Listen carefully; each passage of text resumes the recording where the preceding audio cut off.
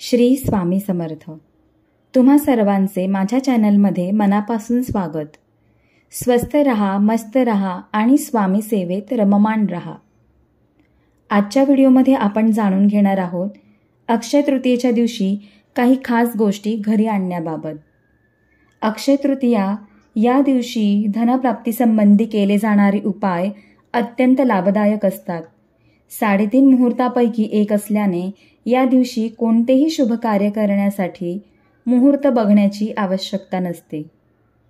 या दिवशी सोने चांदी खरेदी करणे शुभ मानले जाते, मात्र प्रत्येकाला सोने चांदी खरेदी करणे शक्य नसते।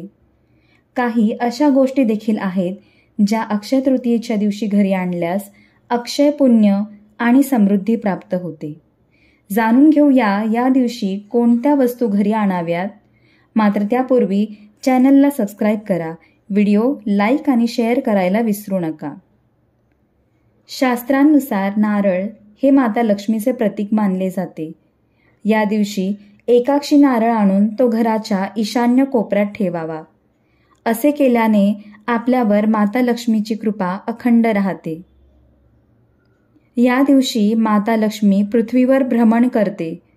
जर तुम्ही सोन्या चांदीची लक्ष्मीची पावले घेणे शक्य असल्यास घ्यावे किंवा इतर कोणत्याही धातूमधील लक्ष्मी मातेची पावले घरी आणावीत। यामुळे लक्ष्मी माता घरात वास करते। अक्षय तृतीयेच्या दिवशी जव खरेदी देखील लाभदायक मानली जाते। अशी मान्यता आहे की या दिवशी लक्ष्मी मातेस पूजा करून जव अर्पण केल्याने घरात धनधान्याची कमतरता भासत नाही। पूजेतील लक्ष्मी मातेस अर्पण केलेले जव एका लाल कपड्यामध्ये बांधून आपल्या घरातील धनस्थानी ठेवल्यास धनसंपत्तीमध्ये वृद्धी होते। ज्या घरात श्रीयंत्र असते त्या घरात माता लक्ष्मी वास करते। असे म्हटले जाते की मातेस श्रीयंत्र अतिप्रिय आहे, त्यामुळे या दिवशी श्रीयंत्र खरेदी करून देवघरात त्याची स्थापना करून नित्य पूजा केल्याने अक्षय पुण्य प्राप्ती होते। शास्त्रानुसार पिवळ्या रंगाच्या कवड्या भगवान विष्णू आणि माता लक्ष्मीस अतिप्रिय आहे। यात धन आकर्षित करण्याचा गुण असतो। त्यामुळे या दिवशी कवड्या खरेदी करून त्याची पूजा करून लाल कपड्यात बांधून धनस्थानी ठेवावे। असे केल्याने आर्थिक समस्या दूर होतात।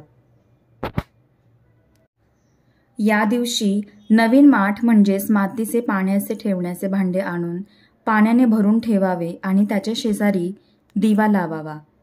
असे केल्याने माता लक्ष्मी प्रसन्न होते। एका छोट्या भांड्यात खडे मीठ ठेवून त्यावर एक दिवा तेवत ठेवावा। त्यास खडे मिठाचा दिवा म्हणूनही संबोधले जाते। असे केल्याने माता लक्ष्मीची कृपा अखंड राहते। वरीलपैकी कोणता उपाय तुम्ही अक्षय तृतीयेच्या दिवशी केलात हे कमेंटमध्ये लिहून जरूर कळवावे। झालेली सेवा स्वामींच्या चरणी रुजू करते आणि आजचा व्हिडिओ इथेच थांबवते। श्री स्वामी समर्थ।